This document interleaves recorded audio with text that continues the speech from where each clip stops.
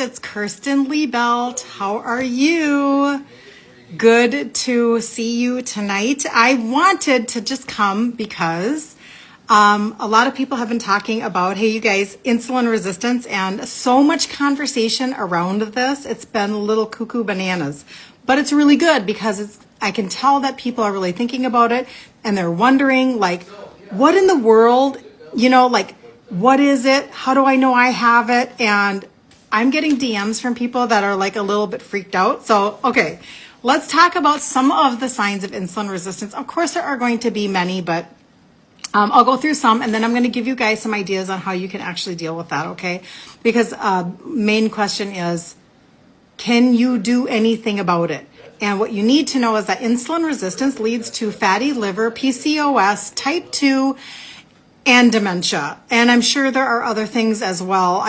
Those are a starter. How does that sound? Okay, so how do you know you have insulin resistance? Well, you can do a blood test. You can use blood tests. But for people who don't want to do that or don't feel like they really need to, you can just know by certain ways of how your day is going. So number one is irritability. If you are like super irritated all the time, now I know there can be a lot of different reasons for that, but irritability is one of the signs. When they talk about being hangry, well, that's kind of a fun term that we might use or whatever, but irritability, if that's high, that can definitely be a sign of insulin resistance. Number two, excessive sleepiness after a meal. So if your sugars are crashing after a meal, that's probably not super good, and maybe your body is just not using, all of its opportunities, maybe all of the food, the nourishment that you're giving your body.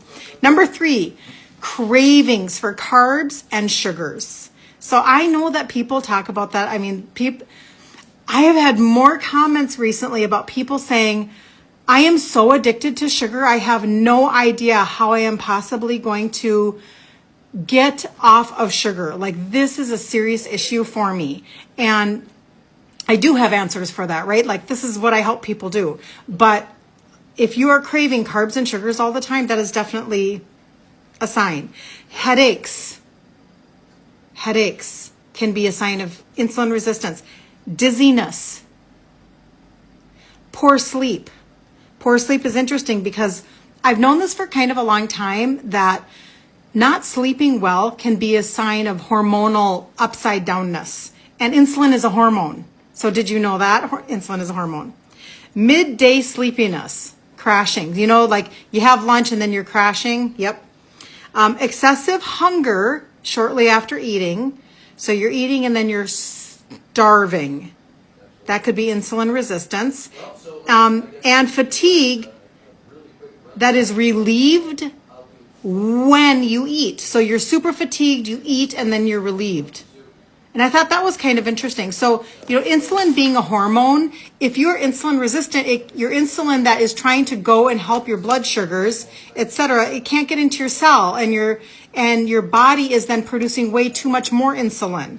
And you've got high sugars, you've got high insulin, you've got all these things going on, and it's really wreaking havoc on your body. And it's really interesting because I'm even doing like a product of the week for my business, and I'm putting together a presentation about heart health. And somebody that I was listening to today, let's see here, his name is Dr.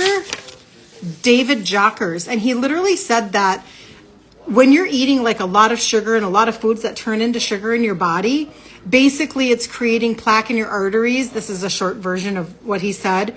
And it's damaging your kidneys, and it's basically like shrapnel going through your bloodstream.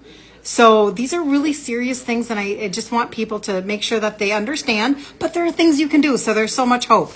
All right, so what can you do? Well, to quickly shift it out, food is a big piece of your puzzle, right? So becoming way more mindful of the things that you are ingesting, because you're spiking your sugars and your body can't take it anymore. And you have to just recognize that it's time to switch. It's time to flip. Okay. And so basically these are some of the top sugar like producing foods that if you're ingesting, like if you're drinking fruit juice is horrific.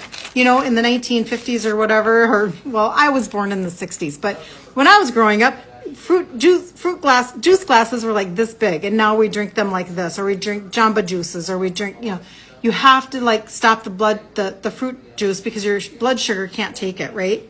Another one is white soda. That's super obvious, right?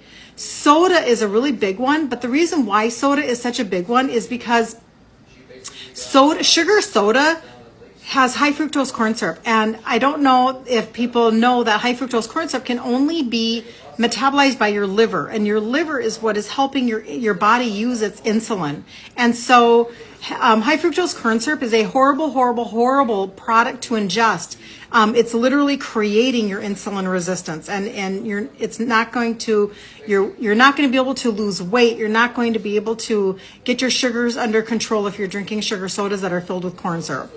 It's just a reality. And then let's see, candy is an obvious one, and anything with white flour. And I know people hate to hear that, but that's why I teach so much on like Maria Emmerich recipes, because you really can learn how to make foods that you love, that do not spike your sugars, and that they do not mess with your entire like process in your body. And so basically anything that's when I'm eating keto, right? I'm a keto eater. It's no grain and no sugar, but there are so many ways that you can offset that by learning, one ingredient at a time, one recipe at a time. And that's how I did that.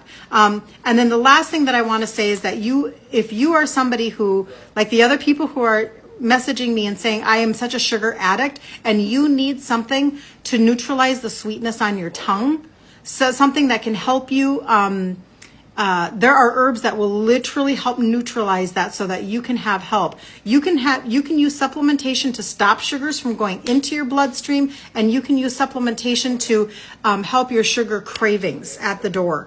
And so those are possibilities. So if that is something that you are needing right now, just DM me and I will get you hooked up with that. But I always want to tell people, listen, I'm an Italian girl, sugar's my jam, and I used to think that eating snack-sized Snicker bars on a Sunday afternoon was the best idea ever.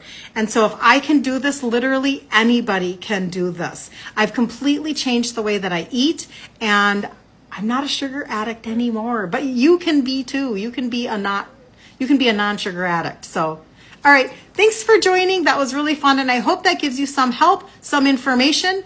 And you can always message me. I look forward to meeting people. So have a super blessed day. Talk to you soon.